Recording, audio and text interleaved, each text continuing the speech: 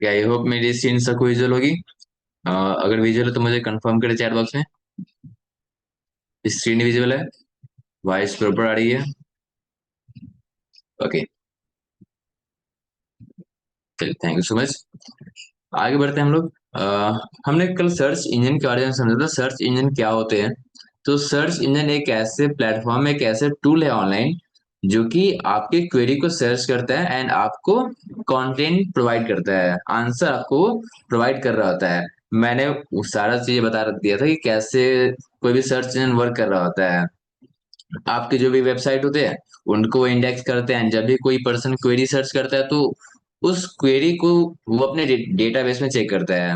Okay, कि कौन कौन से वेबसाइट पे ये क्वेरी अवेलेबल है एंड फिर उन वेबसाइट्स को आपको शो कर रहा होता है। ओके, तो ये सारे प्रोसेस हमने कल की क्लास में देख रखा है। अब चलते हैं जो हमारे मेन सर्च इंजन है जो कि गूगल है। गूगल के बारे में थोड़ा सा समझते हैं। ओके, ये है क्या, कब इसे फाउंड किया गया था। ओके, इनके क्या क्या अपडेट्स हैं, ये सारी चीजें थोड़ा सा हम लोग समझ लेते हैं। जैसे कि सबसे पहले अगर बात करें व्हाट इज गूगल। ओके, तो obviously it is a search engine. Okay, but Google is the world's leading search engine. Okay, ये जो है लीडिंग सर्च इंजन है। मैंने कल बताया था 91% जो मार्केट है इसने कैप्चर कर रखा है। कितना? 91% मार्केट इसने कैप्चर कर रखा। बाकी याहू, येंडेक्स, ओके, बिंग, ये सब बाकी जो रेस्ट बच जाते हैं 9%, उनमें ये सब आते हैं। ओके, 91 जो है वो गूगल के पास है। Known for providing fast and accurate research result. Okay, ये किसके लिए फेमस है? तो it is famous for providing fast and accurate result. यहाँ पे आप जब भी कुछ सर्च करते हो तो आपको देखो आप कितना फास्ट आपको रिजल्ट मिलता है। मैं जाता हूँ गूगल पे, यहाँ पे डिजिटल मार्केटिंग मैंने सर्च किया, एकदम फास्ट मुझे रिजल्ट मिल गया। कहाँ कहाँ पर डिजिटल मार्केटिंग अवेलेबल है। ओके, तो वो सारी इंफॉर्मेशन आपको बहुत फास्ट डिलीवर करता है एंड एक्यूरेट भी होते हैं। देखो, अगर मैं इसे ओपन करता हूँ तो डिजिटल मार्केटिंग के बारे में मुझे सारी की सारी इंफॉर्मेशन मुझे इस वाली वेबसाइट पे मिल जाएंगी। ओके, अगर मैं यहाँ पे विकीपीडिया को ओपन करता हूँ तो विकीपीडिया को मुझे डिजिटल मार्केटिंग के बारे में सारी इन्फॉर्मेशन मिल जाएगी। तो ये काफी एक्यूरेट आपको आंसर कर रहा होता है, right.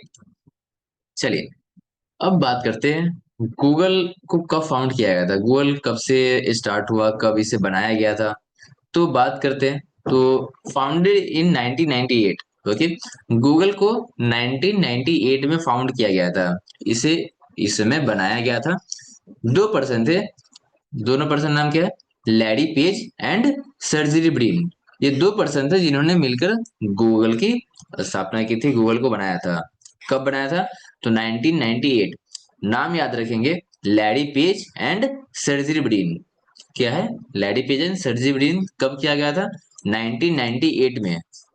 Okay, Google has grown into the global tech giant offering a wide range of internet service। अब देखो, गूगल सिर्फ और सिर्फ सर्च इंजन नहीं है, सर्च इंजन तो ये लीडिंग है ही, लेकिन इसके साथ साथ ये क्या कर रहा है कि आपको काफी सारे लाइक कि इंटरनेट सर्विस आपको प्रोवाइड करता है। जैसे कि जीमेल की बात करें तो गूगल आपको जीमेल भी प्रोवाइड करता है। अगर हम लोग गूगल सीट की बात करें तो आपको गूगल जो है एक्सेल पे वर्क करने के लिए भी प्रोवाइड करता है टूल। ओके, डॉक्यूमेंट की बात करें, गूगल डॉक्यूमेंट जो मैं भी यूज कर रहा हूँ, गूगल डॉक्यूमेंट, वो गूगल का है। तो गूगल के पास काफी सारी चीजें हैं। जैसे कि जीमेल हो गया, यहाँ पे गूगल मैप हो गया है जहाँ से कि हम लोग किसी लोकेशन को फाइंड करते हैं। गूगल ड्राइव जो कि आपको स्टोरेज प्रोवाइड करता है अपनी चीजों को स्टोर करने के लिए। एंड देन यूट्यूब, यूट्यूब पे आप कोई भी वीडियो सर्च कर लेते हैं, जो भी वीडियो आपको फाइंड करना होता है। तो इतने सारे आपको ये सर्विसेज प्रोवाइड करता है। अगर आप यहाँ पे आकर देखेंगे तो और भी काफी सारे सर्विसेज मिलेंगे। जैसे गूगल सीट हो गए, गूगल डॉक हो गए। ओके, ये तो गूगल अपना सर्च इंजन है। मैप हो गए, YouTube, play store, Google news, Gmail, Google meet. आपको अगर आपको मीटिंग करनी है तो आप गूगल मीट का यूज करते हैं। और आपको गूगल चैट करने हैं, ओके, तो चैट का भी ऑप्शन आपके पास रहता है, जैसे व्हाट्सएप का हो गया। तो ऐसे यहाँ पे चैट का भी ऑप्शन है। गूगल कॉन्टेक्ट की आप अपने कॉन्टेक्ट को यहाँ पे सेव कर सकते हो। ड्राइव का ऑप्शन है, कैलेंडर है, गूगल ट्रांसलेट, फोटो, देख लो कितने सारे ऑप्शंस है। Google shopping, Google my business profile, Gemini जो गूगल का एआई है वो, फाइनेंस में आपकी हेल्प करता है चीजों को मैनेज करने के लिए। There are lots of things जो कि गूगल आपको प्रोवाइड कर रहा है यहाँ पर। दिख रहा है आपको Google ads, Google password manager, YouTube music आपको दे रहा है, Google form, Google store, Google ad. Okay, चलो। तो गूगल अपने चीजों को काफी एक्सपेंड करता है। ओके, पहले वो सिर्फ सर्च इंजन था, लेकिन अब सिर्फ और सिर्फ सर्च इंजन नहीं है। सर्च इंजन के साथ साथ वो काफी सर्विसेज भी प्रोवाइड कर रहा है। ओके, हर एक चीज का अल्टरनेटिव गूगल के पास है, इतना समझिए। Okay, Google parent company alphabet manage it's extensive portfolio. देखो गूगल का एक अपना पेरेंट कंपनी भी है। ओके, कैसे फेसबुक, व्हाट्सएप, इन सब का एक पेरेंट कंपनी है मीटा। ओके, वैसे गूगल जो है, गूगल का पेरेंट कंपनी क्या है? अल्फाबेट। ओके, तो वही इन सारी चीजों को मैनेज कर रहा था, एडवर्टाइजिंग को, बिजनेसेस को। ओके, सबको मैनेज कौन करता है?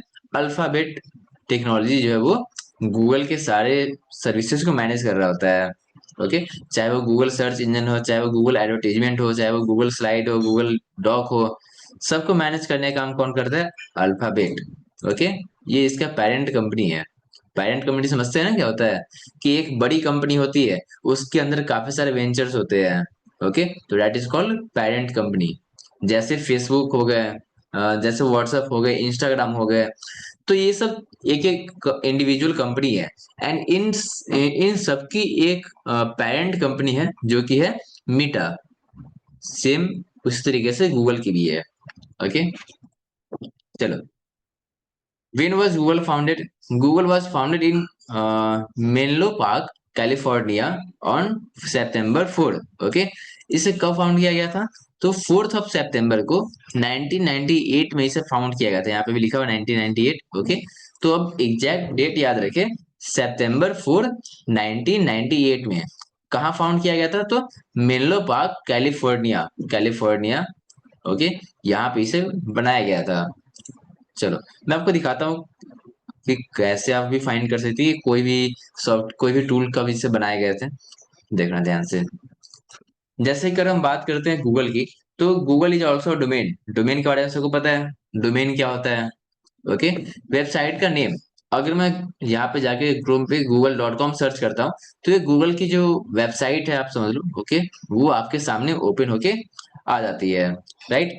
तो अगर ये एक डोमेन है, तो इसे भी तो कभी ना कभी परचेज किया गया होगा, राइट?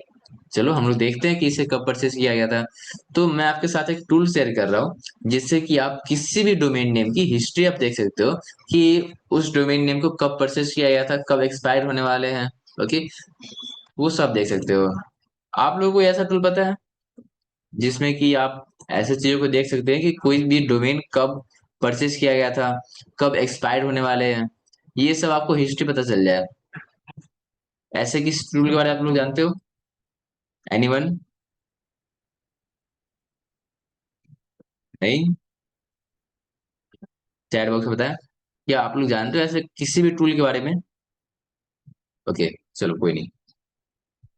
सो आपको यहाँ पे आना है गूगल क्रोम पे, एंड यहाँ पे सर्च करना है whois.com। whois.com। ओके, ये एक ऐसी वेबसाइट है जहां से कि आप किसी भी डोमेन नेम के बारे में जान सकते हैं। ये देखो, वेबसाइट का नेम ध्यान रखें, whois.com। क्या नाम है? whois.com, right? चलो, अब यहाँ पे ऊपर में आपको दिख रहा होगा एंटर डोमेन और आईपी। आपको यहाँ पे कोई भी डोमेन नेम एंटर करना है, कोई भी डोमेन नेम, और जिसकी भी हिस्ट्री आपको देखना है। ओके, तो आप, हम लोग अभी गूगल को देख रहे हैं, तो मैं google.com एंटर करता हूँ यहाँ पे, google.com। ओके, एंड एक बार एंटर प्रेस करते हैं। So now you can see, domain जो था ये कब रजिस्टर किया गया था?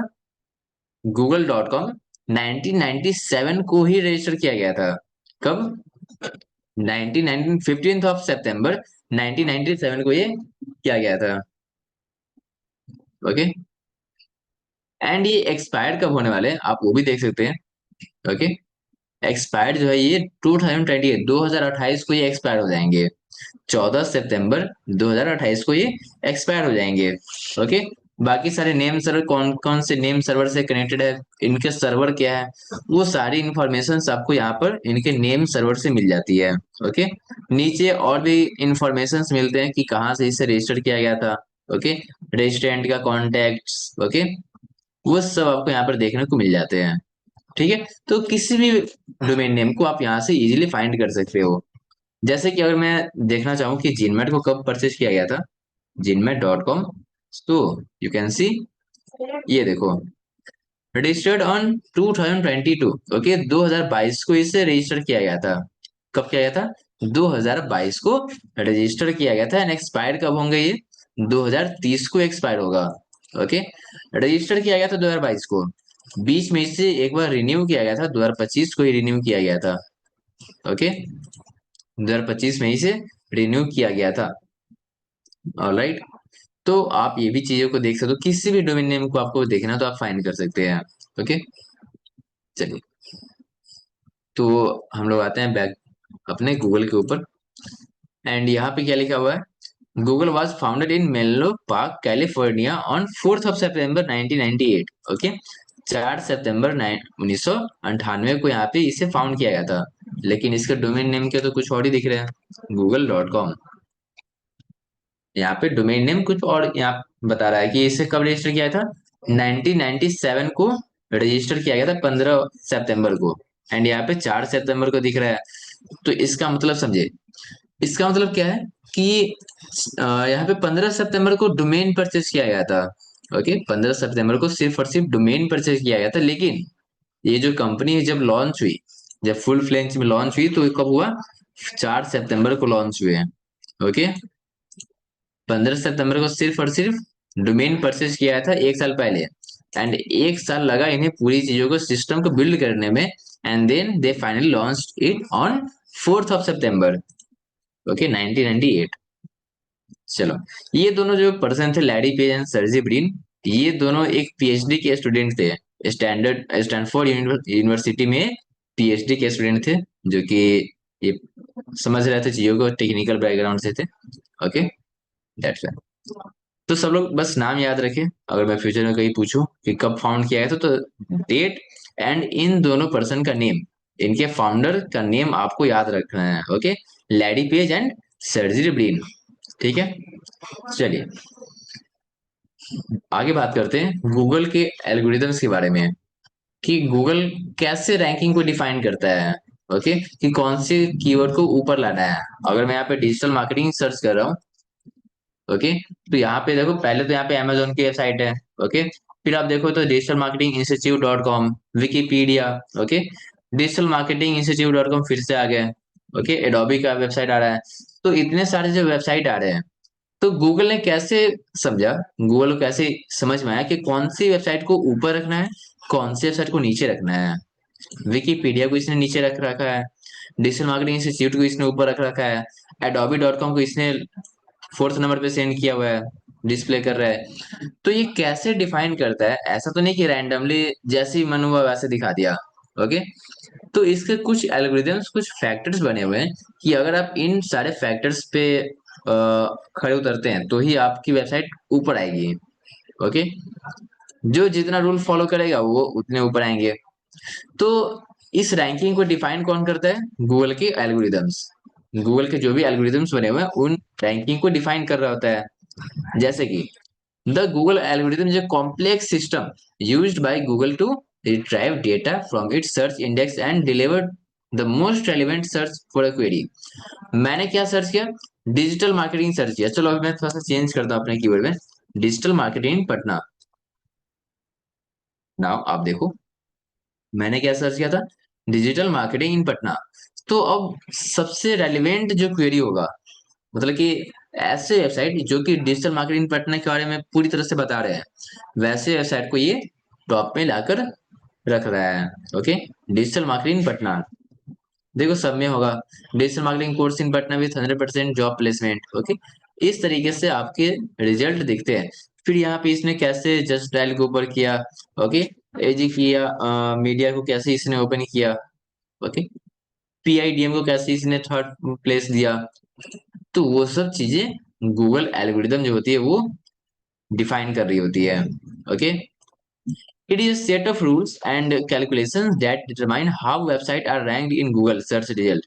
ओके, ये जो गूगल एल्गोरिदम है वो कुछ नहीं है, बस सेट ऑफ रूल है। यहाँ पे बहुत सारे रूल्स बने हुए हैं, जो जितना रूल को फॉलो करेगा वो उतने टॉप में आएंगे।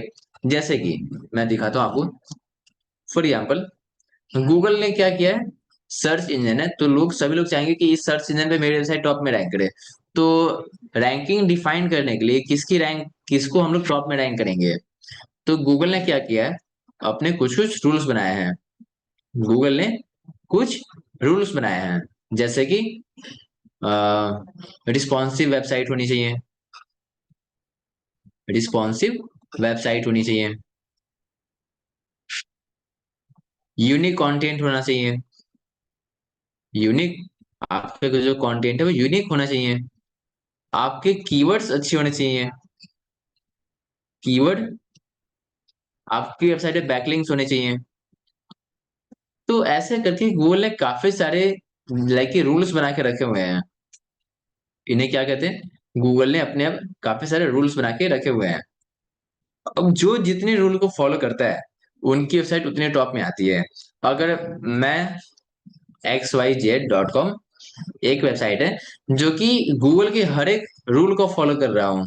ओके, गूगल के हर एक रूल को मैं फॉलो कर रहा हूँ, तो गूगल क्या करेगा, मेरी वेबसाइट को टॉप में रैंकिंग देगा फर्स्ट। ओके, इसे फर्स्ट रैंकिंग देगा। लेकिन यहीं पे कोई वेबसाइट है ABC.com, ये गूगल के सारे रूल्स को फॉलो नहीं करता है, ये गूगल के कुछ रूल को फॉलो करता है, कुछ रूल को फॉलो नहीं करता है। मतलब मैं जितना कर रहा हूँ ना उससे थोड़ा सा कम कर रहा है। लाइक कि उसके वेबसाइट रिस्पॉन्सिव नहीं है। लेट सपोज कि एक मैं फैक्टर लेता हूँ कि बाकी सारे रूल को वो फॉलो कर रहा है, लेकिन उसकी जो वेबसाइट है ABC.com वो रिस्पॉन्सिव नहीं है। तो अब गूगल देखकर इसे क्या करेगा, सेकेंड रैंकिंग यहाँ पर देगा। ओके, क्योंकि गूगल के जो रूल है उनको इसने फॉलो नहीं किया। ऑलराइट, चलिए क्यू को और भी हम अच्छे से समझते हैं। जैसे कि एक एग्जांपल लेता हूँ, क्लास के मॉनिटर जो होते हैं, मॉनिटर कैसे बनते हैं, जो क्लास के मॉनिटर होते हैं, तो जो टीचर होती है वो देखती है कि कौन सा जो स्टूडेंट है वो अच्छे से परफॉर्म कर रहा है, सारी चीजों को समझ रहा है, उनकी बात कौन मान रहा है, एंड वैसे ही वो उसे मॉनिटर बनाते हैं। राइट, उनकी रैंकिंग आती है। सेम तरीके से यहाँ पे भी है कि अगर आप गूगल के रूल्स को फॉलो करेंगे तो you will be on the top. Okay, नहीं तो अगर आप फॉलो नहीं करते हैं तो आपको रैंकिंग नहीं देगा। ठीक है, चाहे आप कितनी भी अच्छी वेबसाइट बना लो, कितने भी कंटेंट डालो, लेकिन गूगल के जो भी एल्गोरिदम्स है, जो भी रूल्स है, if you don't follow them rules, okay, तो वो आपको रैंकिंग नहीं दे रहा होगा। ओके, चलो, तो काफी सारी चीजें हैं गूगल के एल्गोरिदम में शामिल। जैसे कि सबसे पहला है रेलेवेंस ऑफ कीवर्ड। ओके, लोग जो सर्च कर रहे हैं, जैसे कि मैंने अभी क्या सर्च किया, मैंने सर्च किया डिजिटल मार्केटिंग पटना, तो आपको अपनी वेबसाइट पे उस तरीके के कंटेंट यूज करने होंगे एंड दिखाने होंगे कि आप डिजिटल मार्केटिंग पटना के ऊपर ही कंटेंट लिख रहे हो। आप लोग जो सर्च कर रहे हैं एंड आपके कंटेंट दोनों मैच करने चाहिए। यहाँ देखो, मैंने जो सर्च किया है एंड मुझे जो रिजल्ट मिला है, तो दोनों तो सेम ही है, डिजिटल मार्केटिंग इन पटना, दोनों सेम है। ठीक है, ये देखो, जो भी वेबसाइट आप ओपन करो, जो भी रैंक होके टॉप में आए हैं, उन सबकी वेबसाइट आप ओपन करके चेक करो, तो मैंने जो सर्च किया था ना उसी के रेलेवेंट आपको ये दिखाई देता है। ओके, डिजिटल मार्केटिंग पटना ही आपको दिखेगा। ठीक है, चलिए, फिर नेक्स्ट बारी आती है पेज की क्वालिटी की। ध्यान से देखना, गूगल के एल्गोरिदम्स में क्या क्या चीजें आती है। ओके, ये हम लोग समझ रहे हैं अभी। गूगल के रूल में मेन मेन चीजें क्या है। सबसे पहले तो कीवर्ड की रेलेवेंसी, जो लोग सर्च कर रहे हैं वो उन्हीं के ऊपर आपको कंटेंट लिखना है। सेकंड, पेज की क्वालिटी, आपकी जो वेबसाइट है, आपकी जो पेज है, उससे आपको काफी अच्छे से ऑप्टिमाइज करना है, क्वालिटी को इंप्रूव करने हैं। एंड क्वालिटी कैसे इंप्रूव होते हैं पेज की, तो सबसे पहले तो क्वालिटी ऑफ कंटेंट, आपने जो कंटेंट लिख के रखा हुआ है, ओके, आपने जो भी कंटेंट लिख के रखा हुआ है, आप उस कंटेंट को इनहेंस करो, ऑप्टिमाइज करो। जैसे ये एड टू फोर दिया हुआ है, तो इसने जो भी कंटेंट लिख के रखा हुआ है, जो भी टेक्स्ट इसने लिखा है, जो पैराग्राफ लिखे हुए हैं, उनका वो क्वालिटी वाला है। Okay, including originality, authority and trustworthiness. इसका मतलब क्या है? ओरिजिनलिटी मतलब क्या होता है कि आप कहीं से कॉपी ना करो, किसी दूसरे, ऐसा नहीं कि आप कंटेंट लिख रहे हैं, पेज बना रहे हैं, तो आप गए किसी दूसरे वेबसाइट से कॉपी कर लिया आपने, एंड दैट्स इट, आपने अपने वेबसाइट पे पब्लिश कर दिया, तो वो तो डुप्लीकेट कंटेंट हो गया। तो इसे नहीं करना है। अथॉरिटी वाली वेबसाइट बनाने हैं, ओके, मैं आपको बताऊंगा अथॉरिटी ये सब कैसे चेक करते हैं, कैसे इंप्रूव करते हैं, ये सब हम लोग बातें कर रहे हैं। एंड फिर आती है ट्रस्ट वर्दीनेस, ओके। तो पेज की क्वालिटी को इंप्रूव करने का ऑप्शन आपके पास काफी सारे तरीके होते हैं। अपने कंटेंट को ऑप्टिमाइज करना सबसे पहले तो ये काफी इंपॉर्टेंट है। आप जो लिख रहे हो वो मैटर करता है। बाकी हर एक चीज से ज्यादा मैटर कौन करता है? आपके कंटेंट, कि आप क्या डिलीवर कर रहे हो, लोगों को समझ में आ रहा है कि नहीं आ रहा है। फिर ये सारी चीजें तो सेकेंडरी हो गई। Originality, authority, trustworthiness, these are the secondary things. Primary हमारा जो चीज है वो क्या है? कंटेंट है, ओके। चलिए, तो गूगल के एल्गोरिदम में एक और आप टर्म ऐड कर ले, बैकलिंक्स। अब बारी आती है बैकलिंक्स की। तो बैकलिंक मतलब क्या होता है? The quantity and quality of links pointing to a page. मतलब कि आपके पेज को कितने लोग रेफर कर रहे हैं, आपके पेज को। बैकलिंक मतलब क्या होता है, समझाता हूँ मैं भी। लेट सपोज कि आप एक कंटेंट बना रहे हो, या फिर थोड़ा सा हम लोग ऐसे समझते हैं कि आपने एक दुकान खोल के रखी हुई है, ओके। आपने एक दुकान खोली हुई है। अब 10 लोग, मैं एक नया कस्टमर हूँ, एंड मैं लोगों से पूछता हूँ कि भैया इस एरिया में अच्छी दुकान कौन है, ओके। एंड वो 10 लोग आपकी दुकान को रेफर कर रहे हैं कि आप इस दुकान पे चले जाओ। जैसे कि देखो, आपने एक स्टोर ओपन किया है, ओके। आपके कस्टमर पहले से, बाकी सारे कस्टमर आपके हैं, ओके। 10 कस्टमर आपके हैं, 1 2 3 4 5 6 7 8 कस्टमर आपके पास अभी बने हुए हैं। मैं एक नया कस्टमर हूँ, ओके। मैं आता हूँ एंड आप सबसे पूछता हूँ कि भाई इस एरिया में एक अच्छा दुकान कौन सा है। तो इस 4 नंबर वाले ने बोला कि आप इस वाले दुकान पे चले जाओ। इस दुकान का मैं एक नाम देता हूँ, XYZ, ओके। फोर्थ नंबर ने क्या कहा कि आप XYZ पे चले जाओ। फिर मैंने 3 से पूछा कि इस एरिया में अच्छी दुकान कौन है, इसने ही बोला कि आप XYZ पे चले जाओ, ओके। तो ऐसे करके मैंने जितनों से पूछा, सबने मुझे बोला कि आप XYZ दुकान पे चले जाओ, ओके। इस दुकान पे चले जाओ। तो मेरे माइंड में भी ऐसा आएगा ना कि यस, अब 8 लोग मिलकर एक ही दुकान को रेफर कर रहे हैं, एक ही दुकान के बारे में बता रहे हैं, तो इसका मतलब ये दुकान सच में बढ़िया है, ओके। ये दुकान सच में बढ़िया है, एंड इस दुकान की अथॉरिटी जो है वो काफी बढ़ गई मेरे नजर में, okay. Me as a customer यहाँ पे देख रहा हूँ कि 10 लोग मिलकर एक ही दुकान को बता रहे हैं कि ये दुकान सही है, ये दुकान अच्छा है, ओके। तो मेरी नजर में तो उस दुकान की वैल्यू बढ़ गई। अब सेम यहाँ पे आते हैं अपनी वेबसाइट के ऊपर, ओके। बैकलिंक मतलब क्या होता है? बैकलिंक मतलब होता है कि 10 लोग, 20 लोग, मतलब कि काफी सारे वेबसाइट्स आपकी वेबसाइट को रेफर कर रहे हैं अपने लिंक लगाकर। जैसे कि 4 5 एग्जाम्पल लेता हूँ, 4 5 वेबसाइट है जिसने क्या कर रखा है, अपने कंटेंट में आपकी वेबसाइट को मेंशन कर रखा है। इसने क्या लिखा? डिजिटल मार्केटिंग के बारे में इसने लिख रखा है, ओके। पूरा कंटेंट लिखने के बाद इसने क्या किया, आपके डोमेन नेम को इसने ऐड कर दिया, आपकी वेबसाइट के यूआरएल को इसने ऐड कर दिया अपने कंटेंट में, ओके। यहाँ पे इसने यूआरएल को ऐड कर दिया, ओके, डिजिटल मार्केटिंग वाले। सेकेंड वेबसाइट है जो कि एसईओ के बारे में लिख रहे हैं, या फिर ये भी डिजिटल मार्केटिंग के बारे में ही लिख रहे हैं। कंटेंट पूरा लिखने के बाद इसने भी क्या किया, आपकी ही वेबसाइट के यूआरएल को इसने एंटर कर दिया अपने कंटेंट में, रेफर कर रहे हैं कि आपको और भी जानने हैं तो आप इस वाले वेबसाइट पे चले जाओ। थर्ड वेबसाइट है, ये भी सेम प्रोसेस कर रहा है, कंटेंट लिखने के बाद आपके यूआरएल को यहाँ पे एंटर कर दे रहा है, ओके। मतलब कि आपको रेफर कर रहा है, इनके जो ऑडियंस है उनको बता रहा है कि आप इस यूआरएल को विजिट करें, इस वाले वेबसाइट को विजिट करें, ओके। अगर आपको और भी अच्छे से जानना है तो। अब देखो, 4 लोग मिलके आपकी वेबसाइट को रेफर कर रहे हैं, ओके। ये क्या कर रहे हैं, आपकी ही वेबसाइट को रेफर कर रहे हैं, XYZ.com, ओके। तो अब समझो कि जो यूजर होगा, जो हर जगह देख रहा है, यूजर की बात छोड़ते हैं, जो गूगल है, गूगल तो हर एक वेबसाइट पे जा रहा है, तो वो देखा कि इस वेबसाइट पे भी XYZ.com है, इस वाले पे भी XYZ.com है। ऐसे ऐसे बहुत सारे वेबसाइट है जहाँ पे कि XYZ.com को मेंशन किया गया है। अब गूगल की नजर में तो आपकी अथॉरिटी काफी अच्छी हो गई कि यस, यहाँ पे XYZ.com पे कुछ ना कुछ तो अच्छा अच्छा कंटेंट मिल रहा होगा। ओके। हम्म। हाँ बिल्कुल ऐसा होता है कि आप किसी भी दूसरे वेबसाइट को रेकमेंड कर सकते हैं, दैट इज कॉल्ड बैकलिंक। इससे ही हम लोग क्या कहते हैं, बैकलिंक कहते हैं। ओके, इसे क्या कहते हैं हम लोग, बैकलिंक कहते हैं। ओके। एंड बैकलिंक काफी अच्छा होता है। अगर आप एक एसईओ एक्सपर्ट है, एसईओ आप कर रहे हो, तो आपको बैकलिंक बनाने पड़ते हैं। आपको अलग अलग वेबसाइट पे जाके अपने यूआरएल को सबमिट करना पड़ता है कि भाई आप अपने पेज पे मेरे वेबसाइट को दिखाओ। ओके। जैसे ये एक वेबसाइट है फर्स्ट नंबर की, तो मैं जाऊंगा फर्स्ट नंबर पे, इसे बोलूंगा कि आप मेरे वेबसाइट का लिंक जो है अपने पेज पे लगा दो। ऐसे तो कोई नहीं लगाता है कि क्यों ही लगाएंगे अपने वेबसाइट पे किसी दूसरे वेबसाइट का लिंक। लेकिन हम लोग समझने वाले कि ये सब कैसे बनाते हैं बैकलिंक। ओके। आई होप इतना क्लियर हो गया होगा कि बैकलिंक क्या होता है, बैकलिंक कैसे वर्क कराता है, कैसे आपकी अथॉरिटी बिल्ड करने में हेल्प करता है।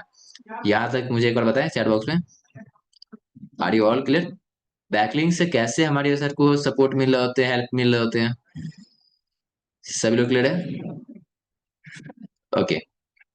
सिंपल है। अगर 10 लोग एक ही चीज को रेकमेंड करें तो ऑब्वियस सी बात है कि वो अच्छी होगी।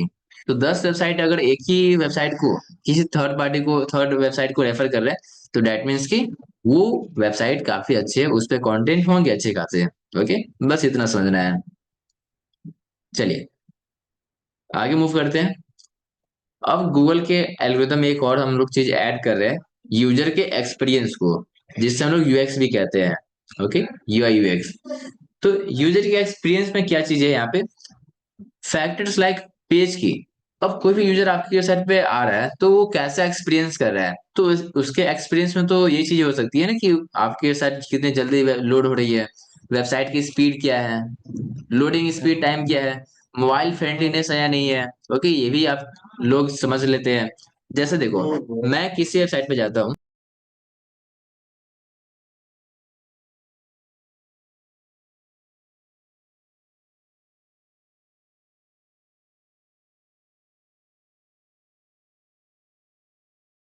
Just minute. जैसे कि मैं किसी वेबसाइट पे अभी जा रहा हूँ। ओके। लाइक डिजिटल मार्केटिंग मैंने सर्च किया था, ये ad24.in जो लिखे हुए हैं। ओके, ये एक वेबसाइट है। चलो मैं देखता हूँ कि क्या ये वेबसाइट अच्छी है, मतलब कि यूजर फ्रेंडली है या नहीं है। ओके। अब यूजर फ्रेंडली कैसे हम लोग फाइंड करते हैं, तो सबसे पहले तो इसकी लोडिंग स्पीड चेक करते हैं कि क्या ये जल्दी लोड हो रहे हैं। तो यस, ये काफी जल्दी फास्ट लोड हो रहे हैं। ओके। अब सेकेंड चीज ये भी देखी जाती है कि जो नेविगेशन है, अगर मुझे किसी चीज पे क्लिक करना है तो क्या वो इजीली क्लिक हो रहा है। अगर मुझे यहाँ पे अबाउट अस पे क्लिक करना है, तो क्या मैं अबाउट अस पे क्लिक कर रहा हूँ तो हो रहा है, तो यस, ये अच्छे से हो रहा है।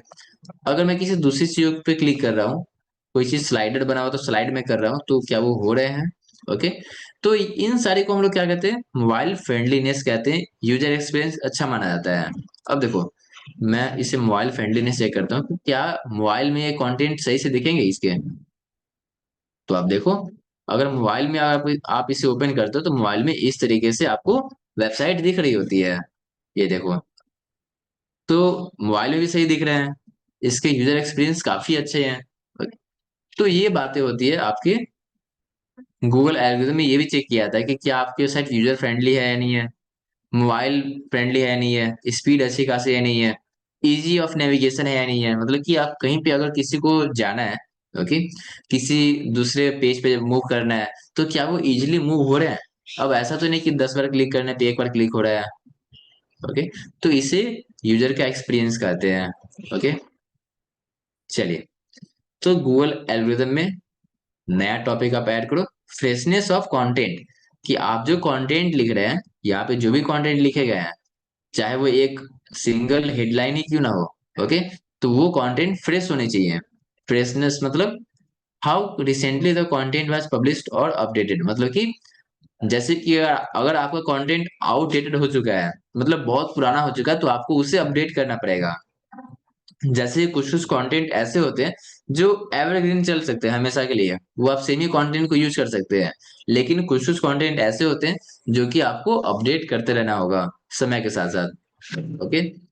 क्योंकि मैं एक एग्जांपल फिर से लेता हूँ।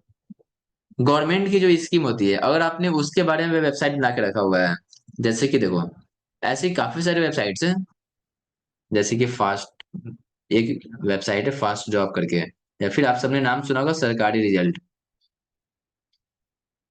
रिजल्ट.com, आप सबने कभी ना कभी नाम तो सुना होगा। यहाँ पे क्या होते हैं कि आपको न्यू जॉब की इंफॉर्मेशन, गवर्नमेंट से रिलेटेड जो भी, लाइक अगर कोई जॉब है, एडमिट कार्ड रिजल्ट, रिजल्ट आ रहे हैं, एडमिट कार्ड मिल रहे हैं, ओके, तो उन सब की यहाँ पे इंफॉर्मेशन होती है। तो अब देखो इनके पेज पे काफी सारे लिंक्स अपडेटेड है, ओके। अब ऐसा करके एक बार इसने ऐड करके छोड़ दिया होता है, ओके, तब तो इनके साइड चलती नहीं। तो इसे हमेशा यहाँ पे रेगुलर अपडेट करते रहना पड़ता है, अपने कंटेंट को चेंज करना रहता है। अब मान लेते हैं कि कोई स्कीम इसने अपने वेबसाइट पे ला दी, ओके, कि गवर्नमेंट ने ये स्कीम निकाली है, बाद में गवर्नमेंट गवर्नमेंट ने जाके उस स्कीम में कुछ डेट चेंज कर दिया कि लास्ट डेट एक्सटेंड कर दिया गया है, या फिर कुछ डॉक्यूमेंट और ले रहे हैं, कुछ भी एक्स वाई जेड चीजें वो इम्प्लीमेंट कर रहा है, चेंज कर रहा है, तो आपको भी अपने वेबसाइट पे आके उसे चेंज करना पड़ेगा, ओके।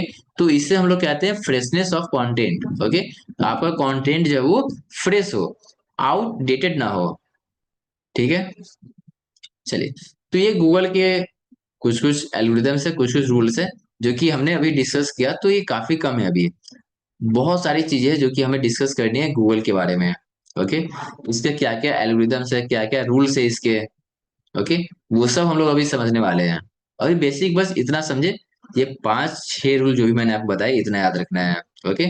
इन्हीं पे बेस होगा, जितने भी रूल्स होंगे वो सारे के सारे इन्हीं पे बेस होने वाले हैं, ओके। बट इतना याद रखें फिर। चलिए, अब देखो गूगल के एल्गोरिदम जो होते हैं वो टाइम टू टाइम चेंज भी होते रहते हैं, उनके जो रूल्स होते हैं, ओके, वो चेंज होते हैं according to the need, according to user. जैसे देखो गूगल के एल्गोरिथम के काफी सारे अपडेट्स है, लेकिन मैं यहाँ पे मेजर अपडेट की बात कर रहा हूँ। अगर हम लोग गूगल की अपडेट देखें, दो 1900 कब इसे फाउंड किया गया था, ओके, उससे अगर हम बात करें तो ये काफी सारे अपडेट्स यहाँ पे आए हुए हैं, ओके। 1998 को इसे फाउंड किया गया था। तो उसके बाद देखिए काफी सारे अपडेट्स इनके एल्गोरिथम में, इनके रूल्स में काफी सारे अपडेट आए हैं, चेंज किया इसने अपने रूल को। सबसे पहला जो मेजर चेंज था, ओके, छोटे छोटे बहुत सारे अपडेट आते रहते हैं, लेकिन मेजर चेंज की बात करते हैं जब बहुत बड़ा रूल चेंज होता है, ओके, तो वो सबसे पहले आया था 2011 में। कब आया था? 2011 में आए थे, जिससे हम लोग पांडा अपडेट कहते हैं। इसका नाम ही था पांडा, ओके। ये जो अपडेट आया था इसका नाम क्या था? पांडा अपडेट, जो कि 2011 में आया था। कितने साल बाद? 1998 में इसे फाउंड किया गया था। तो उसके बाद 13 साल हो गए इस अपडेट को आने में, ओके। 13 साल बाद इसने एक अपडेट लाया एंड इसे नाम दिया गया पांडा, ओके। अब इसमें क्या रूल चेंज हुए तो ध्यान से समझे। Targeted low quality content, thin content and sites with high ad to content ratio, okay, aimed them reward high quality content, okay. देखो इसने क्या किया, ऐसे कंटेंट जो कि लो क्वालिटी प्रोवाइड करते हैं, जिसमें क्वालिटी नहीं है, ऐसे कंटेंट जो कि बहुत कम कंटेंट है, ओके, 100-200 वर्ड्स का कंटेंट उसने लिख दिया है बस, ओके। ऐसे कंटेंट जो कि सिर्फ और सिर्फ एडवर्टीजमेंट के लिए यहाँ पे आ रहे हैं, ओके, एडवर्टीजमेंट एडसेंस के लिए अपने कंटेंट को लिख रहे हैं, तो ऐसे कंटेंट को वहां पे टारगेट किया गया, ओके। 2011 में ऐसे कंटेंट को फाइंड किया गया कि कौन कौन से ऐसे कंटेंट है जो कि सिर्फ और सिर्फ लो क्वालिटी प्रोवाइड करते हैं, छोटा छोटा कंटेंट लिखते हैं, ओके, एंड बस एडसेंस के लिए कंटेंट बना रहे हैं। ऐसे वेबसाइट्स को फाइंड करके उन्हें रैंकिंग कम की गई उनकी, उनको ऐसा समझो कि उनको पनिश किया गया कि आप नीचे जाओ, आपको ऊपर नहीं रहना है। एंड ऐसे कंटेंट जो कि हाई क्वालिटी प्रोवाइड कर रहे हैं, ऐसी वेबसाइट जो कि हाई क्वालिटी कंटेंट प्रोवाइड कर रहे हैं, उनको एम करके उन्हें रिवॉर्ड किया गया, उनको ऊपर पुश किया गया, ओके, उनको जो है ऊपर पुश किया गया। एंड बाकी जो लो क्वालिटी वाले कंटेंट थे उनको नीचे किया गया, ओके। एंड एक रूल ही बन गया कि अब से आपको हाई क्वालिटी कंटेंट ही प्रोवाइड करने हैं, नहीं तो आपको ऊपर जाने नहीं देंगे, जो कि पांडा अपडेट कहता है, 2011 में आया था, ओके। अब इस तरीके से काफी सारे अपडेट्स आपको देखने को मिल जाएंगे, जैसे कि पेंगुइन अपडेट, जो कि 2012 जस्ट एक ही साल बाद इसने एक नया अपडेट लाया, जिससे हम लोग कहते हैं penguin update, okay. Focused on combating spammy links and link schemes, okay. इसने क्या किया, अब देखो वेबसाइट अपनी है, तो वहां पे we are free to add anything. Okay, वहां पे हम लोग कुछ भी ऐड कर सकते हैं अपने अकॉर्डिंग। कोई भी लिंक ऐड करनी है, कुछ इमेज ऐड करना है, कुछ कंटेंट ऐड करना है, तो वो हमारे हैंड में होता है। उसे कोई रोक नहीं सकता है कि हम अपने वेबसाइट पे क्या ऐड कर रहे हैं, क्या लिख रहे हैं। ओके, लेकिन अब गूगल में कोई सर्च करे एंड गूगल में दिखे, उसके लिए अपनी वेबसाइट को हमें सही रखना पड़ेगा। ओके, क्योंकि गूगल के लिए तो हमारी बस नहीं चलेगा वहाँ पे।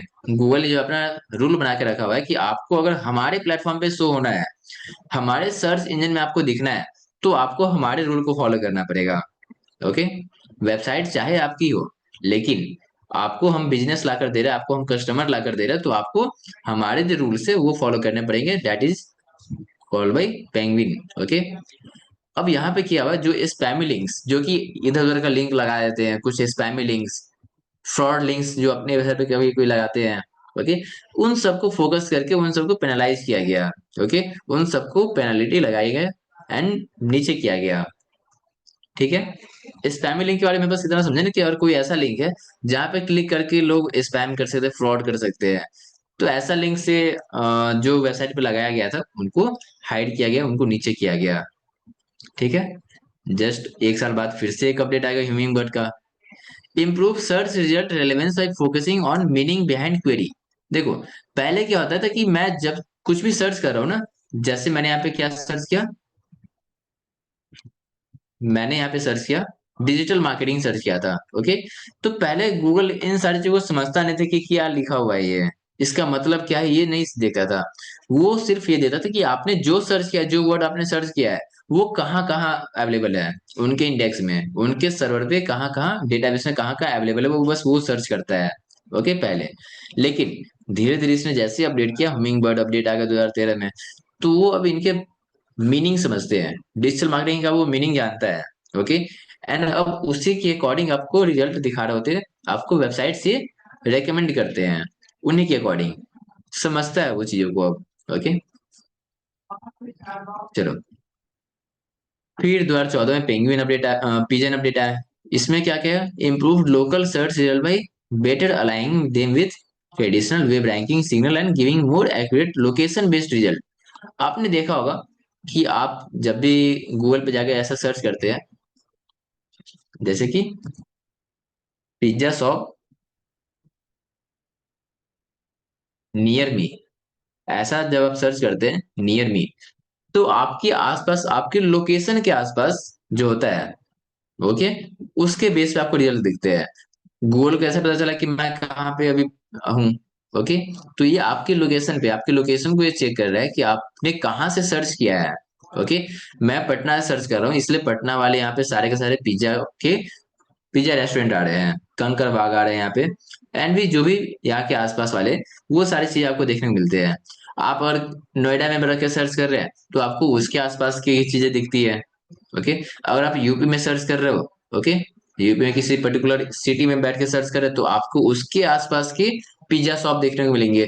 सेम ही कीवर्ड ट्राई करो आप, पिज्जा शॉप नियर मी, लेकिन यहाँ पे डिफरेंट जो आंसर होंगे वो अलग अलग आएंगे। मेरे साइड कुछ अलग आंसर आएगा, आपके साइड कुछ अलग आंसर आएगा।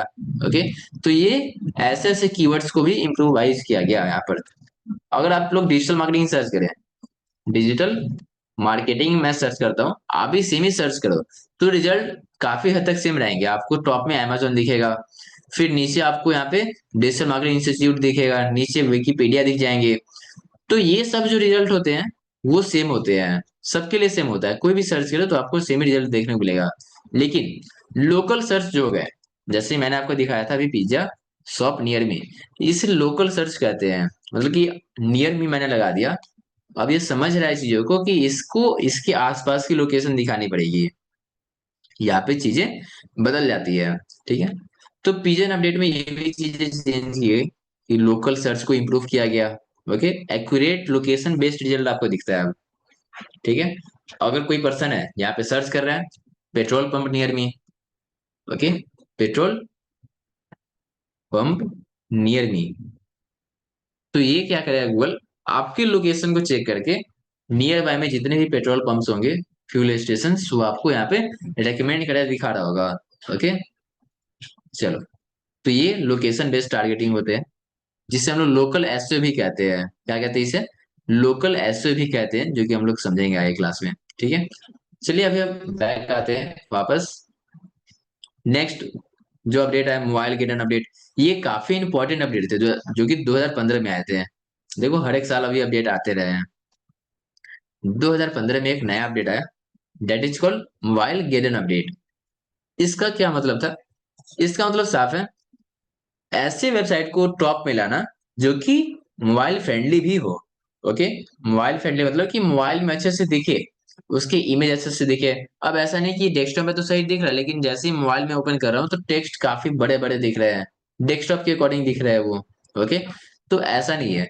मोबाइल फ्रेंडली मतलब होता है कि आपकी वेबसाइट जो है वो मोबाइल में भी अच्छे से देखिए, अच्छे से वर्क करे। ओके, तो उसे हम लोग क्या कहते हैं, मोबाइल फ्रेंडली वेबसाइट कहते हैं। अब मोबाइल गेटन जो अपडेट है उसमें इन्हीं सारी चीजों को इम्प्रोवाइज किया गया।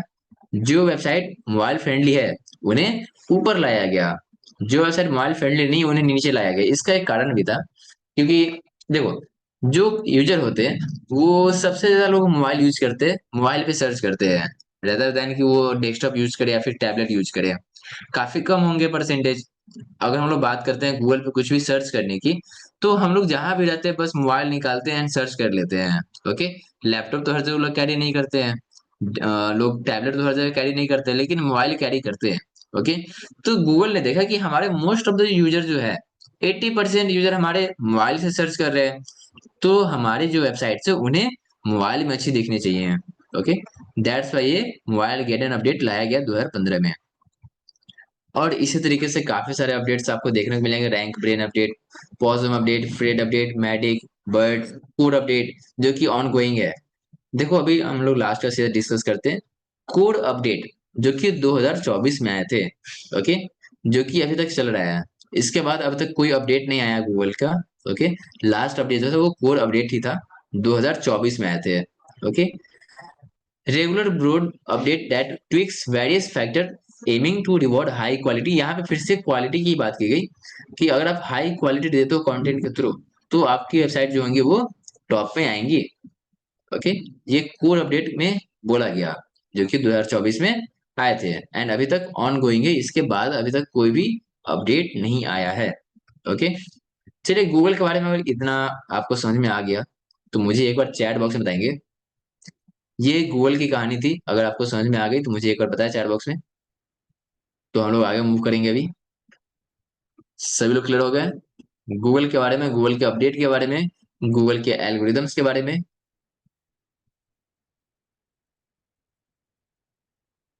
देखो सारी चीजों का भी समझना उतना इंपॉर्टेंट नहीं है कि गूगल की क्या क्या एल्गोरिदम्स है, आपको भी याद रखने की जरूरत नहीं है। ओके, डोंट वरी, इन सबको आपको याद नहीं रखना कि रेलेवेंस ऑफ गूगल के एल्गोरिदम में मैंने क्या आपको पढ़ाया है, इन सबको याद नहीं रखना है। ये सब हम लोग प्रैक्टिकली जब समझेंगे तो आपको ऑटोमेटिक याद हो जाएगा कि क्या क्या रूल्स को फॉलो करना है। ओके, कौन कौन से अपडेट थे ये ऑटोमेटिक आपको याद होते चला जाएगा। ओके, क्योंकि ये सारी चीजें जो है आगे रेलेवेंस है, तो हम लोग आगे समझेंगे। ओके, चलिए अभी हम लोग आगे देखते हैं। अब बात करते हैं एसईओ। What is SEO? कल मैंने आपको सर्च इंजन तो बता दिया था, सर्च इंजन क्या होते हैं, लेकिन एसईओ मैंने आपको नहीं बताया था। एसईओ का मतलब होता है सर्च इंजन ऑप्टिमाइजेशन। अब देखिए, हमने कल ये दो वर्ड को बस समझा था सर्च इंजन के बारे में, लेकिन अब एक नया वर्ड यहाँ पे ऐड हो रहा है, ऑप्टिमाइजेशन। तो मीनिंग यहाँ पे चेंज हो गया। अच्छा, आपको क्या लगता है यहाँ पे सर्च इंजन ऑप्टिमाइजेशन लिखा हुआ है, तो इसका क्या मीनिंग हो सकता है? सर्च इंजन ऑप्टिमाइजेशन जो लिखा हुआ है, इसकी मीनिंग आप लोग बता सकते हो क्या होगा? सर्च इंजन ऑप्टिमाइजेशन, इसका क्या मतलब है? इसका मतलब है कि हमारे जो वेबसाइट है उसे छोड़कर हम लोग अपने सर्च इंजन जो है गूगल, उससे ऑप्टिमाइज करना है। जो भी सर्च इंजन होते हैं, जैसे चाहे वो गूगल हो गए, चाहे वो बिंग हो गए, चाहे वो इंडेक्स हो गए, उनको ऑप्टिमाइज करना। राइट, वर्ड से क्लियर है यहाँ पे कि जो सर्च इंजन होते हैं उन्हें ऑप्टिमाइज करना पड़ता है। राइट, सही है? नो, देखो सर्च इंजन को आप ऑप्टिमाइज नहीं करते हो, वो तो बना हुआ है, उनका अलग रूल बना हुआ है, आप उनमें कुछ चेंजेस नहीं कर सकते हैं। सर्च इंजन है, आप उसे छेड़छाड़ नहीं कर सकते हैं वो। ओके, हमें अपने वेबसाइट को, अपने कंटेंट को ऑप्टिमाइज करना है ताकि वो सर्च इंजन में दिख सके। ओके, सर्च इंजन को ऑप्टिमाइज नहीं करना है हमें, आप कर भी नहीं सकते हो। ओके, तो यहाँ पे आपको अपने कंटेंट को, अपने वेबसाइट को ऑप्टिमाइज करना है ताकि वो सर्च इंजन से मैच कर सके। Okay, yes, optimizing our website to match the search engine rules. Okay, search engine के जो भी रूल्स बने हुए हैं उनके अकॉर्डिंग अपने वेबसाइट को ऑप्टिमाइज करना, ना कि सर्च इंजन में हम लोग चले गूगल में चेंज करने कि भाई मेरे वेबसाइट पे ये रूल, मेरे वेबसाइट पे ये रूल फिट नहीं होता है तो आप अपने रूल को चेंज कर लो। ऐसा तो नहीं करेंगे ना सर्च इंजन, जो गूगल है, जो याहू है। तो हमें उनके अकॉर्डिंग अपने कंटेंट को ऑप्टिमाइज करना है। ठीक है, एंड नहीं करते तो क्या, अगर हम लोग ऐसे सर्च इंजन के अकॉर्डिंग अपने वेबसाइट को ऑप्टिमाइज नहीं कर रहे हैं तो क्या होगा? कुछ नहीं होगा, आपकी वेबसाइट चलेगी, बढ़िया चलेगी। बस यही कि अगर कोई गूगल में सर्च करता है, ओके, और कोई याहू में कुछ सर्च कर रहा है तो आपकी वेबसाइट नहीं दिखेगी वहां पर। ओके, आपकी वेबसाइट फिर भी रहेगी। ओके, जैसे कि एक मैं डमी लेता हूँ, एक वेबसाइट है डेमो डॉट इंटर्न करो डॉट इन, ये एक डमी वेबसाइट है। ओके, मैंने इसे सर्च इंडेक्स किया ही नहीं है। ओके, मैंने इसे कभी आज तक सर्च में इंडेक्स नहीं कर रखा है, लेकिन फिर भी वेबसाइट दिख तो रही है मुझे। आप भी ओपन करेंगे तो आपको वेबसाइट ये दिख जाएगी। लेकिन अगर आप गूगल पे सर्च करो कोई कीवर्ड इसके लिए है, ओके, कोई कीवर्ड आप सर्च कर लो तो आपको वहां पे वो वेबसाइट नहीं दिखेगी कीवर्ड के अकॉर्डिंग। आप डोमेन नेम एंटर करोगे तो आपको वेबसाइट दिखेगी फिर सिर्फ और सिर्फ। ठीक है, तो रैंकिंग वाले पार्ट जो होते हैं वो आपके नहीं मिलेंगे if you don't optimize your website. Okay, तो ध्यान रखें, एसईओ का मतलब ये नहीं होता है कि सर्च इंजन को ऑप्टिमाइज करना। एसईओ का मतलब होता है सर्च इंजन के अकॉर्डिंग अपने वेबसाइट को ऑप्टिमाइज करना, अपने कंटेंट को चेंज करना। ओके, अपने कंटेंट को बेटर बनाना। हम्म, चलो, एसईओ क्या है? तो SEO is the practice of optimising a website और content to improve its visibility and ranking on search engine result page. जो एसईआरपी मैंने कल बताया था, ओके, ये जो पूरे पेज होते हैं यहाँ पे रैंक करने के लिए, ओके, इस पेज पे आने के लिए आपको अपने वेबसाइट को ऑप्टिमाइज करना पड़ता है। ठीक है, एसईओ का गोल क्या है? अब एसईओ का गोल अगर हम लोग देखें तो क्या होता है? एसईओ का गोल सिर्फ और सिर्फ यहाँ पे कौन अपने ट्रैफिक को, अपने अनपेड जो कस्टमर होते हैं कस्टमर गेन करना होता है, सिंपल सा, इतना समझे। ट्रैफिक लाना is the only purpose of SEO. Okay, rank करना नहीं नहीं करना इससे मतलब नहीं मुझे। अब रैंक कर रहे हैं इसका मतलब क्या है कि लोग कस्टमर आएंगे मेरे वेबसाइट पे। ओके, रैंक कर रहा है तभी तो आएगा ना। तो रैंक करना अल्टीमेट गोल नहीं है। हमारा जो अल्टीमेट गोल है that is to capture our customer, to capture traffics. Okay, and traffics कैसे आएंगे? तो ट्रैफिक सर आएंगे सिर्फ और सिर्फ आपके रैंकिंग से। ओके, चलो, एसईओ के काफी सारे रूल्स हैं जो कि हम लोग आगे डिस्कस करते हैं। ओके, हम लोग, मैं बताऊंगा एसईओ कौन कौन से रूल है, कौन कौन से रूल को फॉलो करना है हमें, कैसे फॉलो करना है, क्या क्या चीजें इम्प्रोवाइज करनी है, वो सारी चीजें हम लोग डिस्कस कर रहे होंगे। फिलहाल इतना समझे, एसईओ इज द प्रोसेस जिसमें कि हम लोग अपने वेबसाइट को ऑप्टिमाइज करते हैं ताकि वो गूगल पे रैंक कर सके। Very easy. ओके, चलिए, तो ये तो समझ में आ गया एसईओ क्या है। एसईओ के अब टाइप्स भी है। एसईओ करने के काफी सारे टाइप्स होते हैं। ओके, अब किसी काम को करने के तो अलग अलग वे हो सकते हैं ना।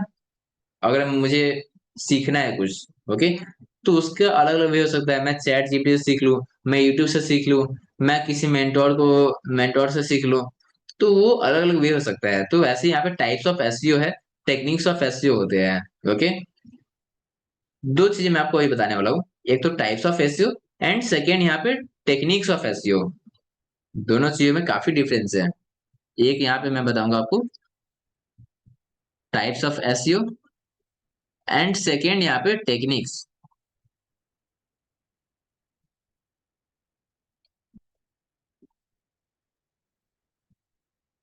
टेक्निक्स ऑफ एसईओ, तो दो चीजें हम लोग अभी समझने वाले हैं, टाइप्स एंड टेक्निक्स। दोनों में डिफरेंस भी है।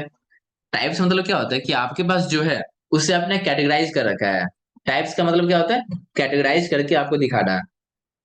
ओके, टेक्निक्स का होता है उसे करने का तरीका।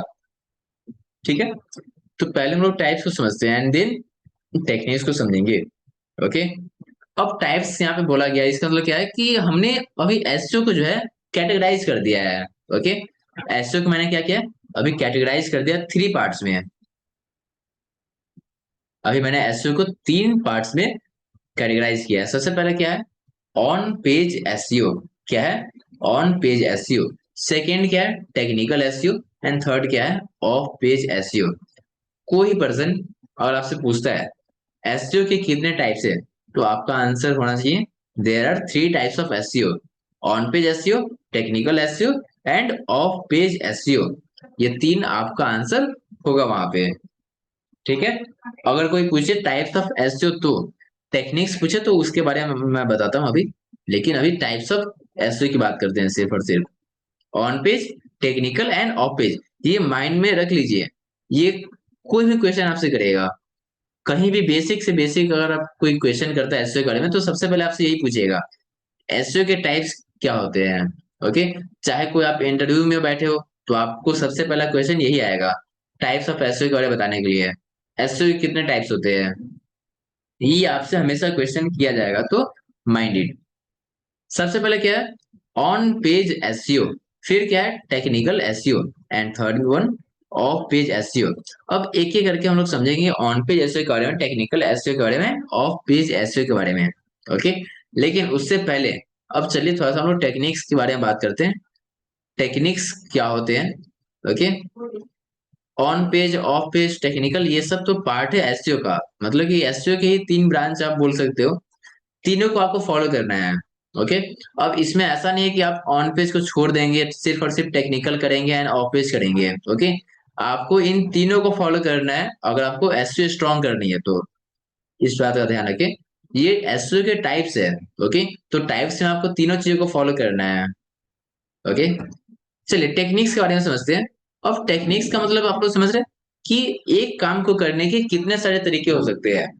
अब उन तरीके में से मैं किसी एक को ही फॉलो करूंगा। ओके।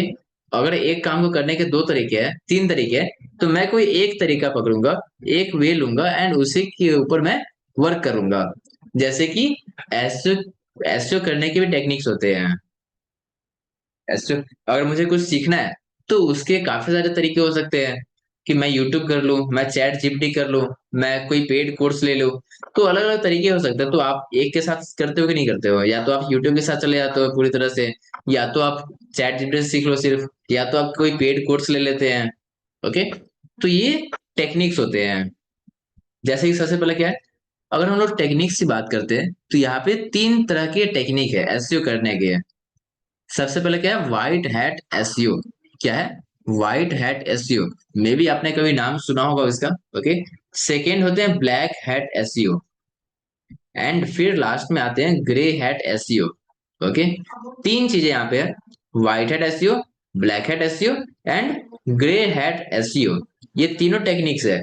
अब आप चाहे तो किसी तीनों में से कोई एक कर सकते हैं, या तो व्हाइट हैट करेंगे, या तो ब्लैक हैट करेंगे, या फिर आप ग्रे हैट करेंगे।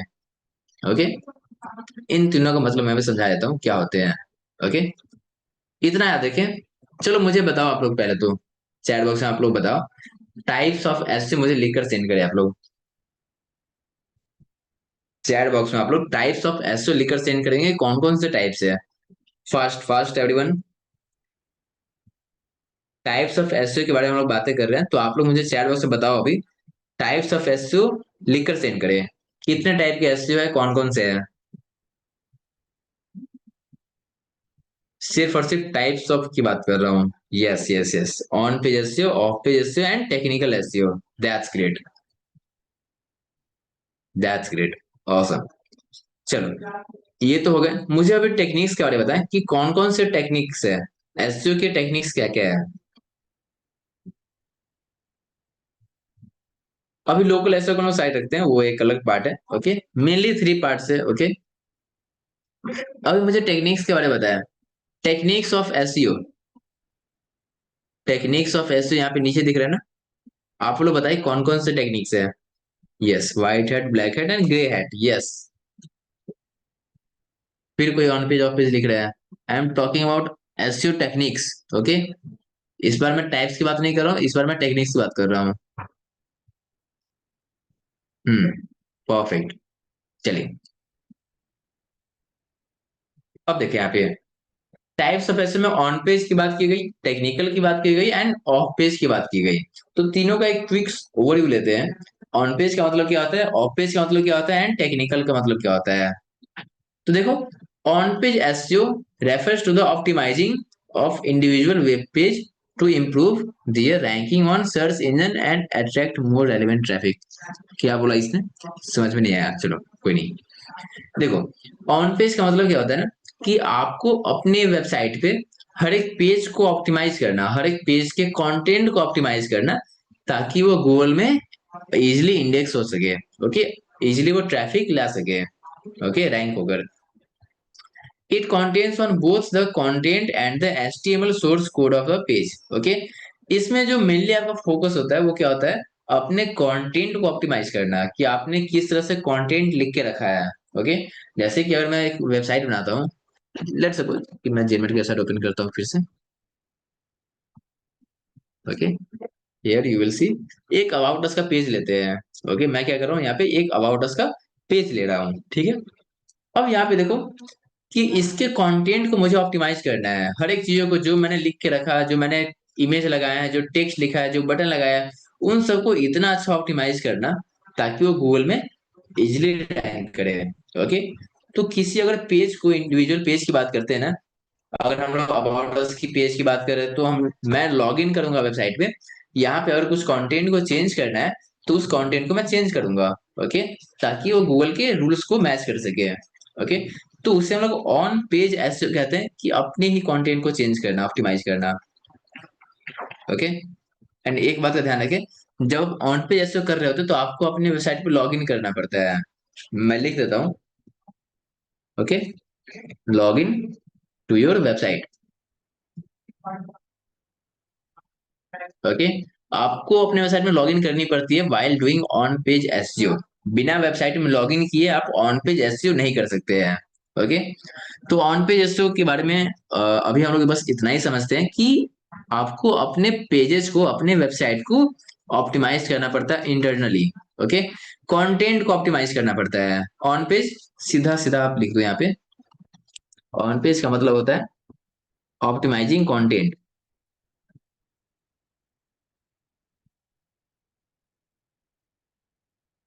ओके, ऑप्टिमाइजिंग आवर कंटेंट, ठीक है, अपने कंटेंट को ऑप्टिमाइज करना। चलिए, इतना ही बस समझिए। टेक्निकल का मतलब क्या होता है, टेक्निकल ऐसा का मतलब होता है कि अपने वेबसाइट की जो टेक्निकल चीजें हैं, टेक्निकल चीज जैसे जैसे कि वेबसाइट की स्पीड हो गई। Okay, site is fast, website पे सिक्योरिटी हो गया, जैसे कि SSL के बारे में सबने सुना होगा। ओके, SSL एक्टिवेट रहना चाहिए, वेबसाइट आपकी मोबाइल फ्रेंडली होनी चाहिए, easy for search engine to understand. Okay, वो इजिली एक्सेस कर पाए साइट मैप वगैरह। तो यहाँ पे आपको टेक्निकल चीजें आपको देखनी पड़ती है वेबसाइट की, टेक्निकल थिंग्स आपको देखने पड़ते हैं यहाँ पे। ठीक है, टेक्निकल ऐसे में टेक्निकल चीजें में मैंने बताया कि वेबसाइट की स्पीड आ जाती है, मोबाइल फ्रेंडलीनेस आते हैं। ओके, एसएसएल आ जाते हैं, सिक्योरिटी, ये सब आते हैं। ओके, टेक्निकल वाले में। चलो, ऑफ पेज में क्या होता है कि आपको लिंक बिल्डिंग करनी पड़ती है।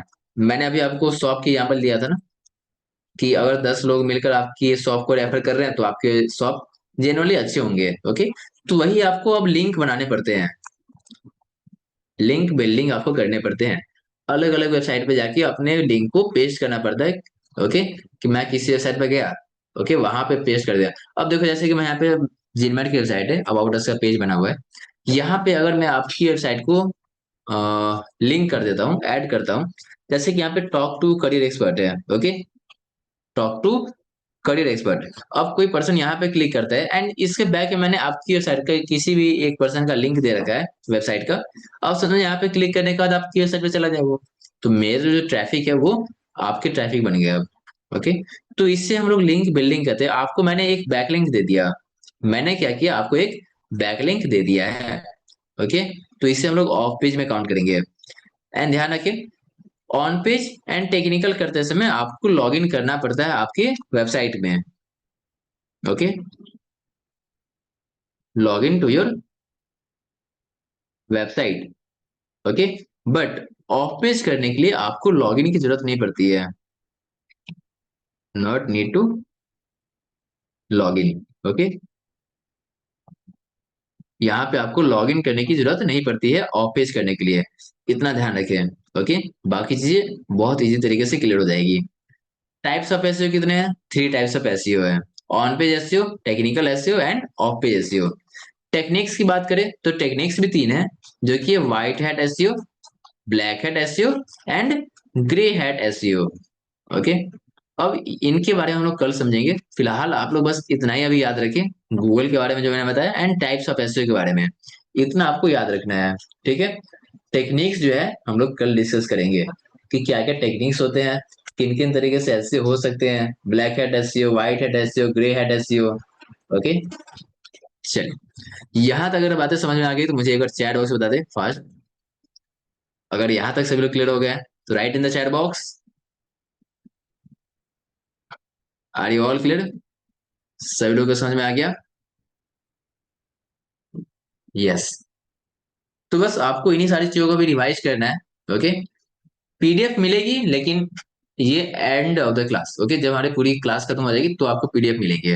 ओके, अभी से पीडीएफ पीडीएफ मत करिए। ओके, आप खुद से भी नोट्स बनाएं। ठीक है, चलिए। सो ये रही हमारी क्लास, ये डे टू की। ओके, बाकी चीजों को हम लोग आगे समझ रहे होंगे, टेक्निकल चीजों को। ओके, एंड प्रैक्टिकली हम लोग सारी चीजों को समझेंगे अब। ओके, प्रैक्टिकली हम लोग अब ऑन पेज को, कीवर्ड रिसर्च, इन सब को स्टार्ट करने वाले हैं। सो बी रेडी। ओके, चलिए। सो अपने सेशन में यहीं पे स्टॉप करेंगे।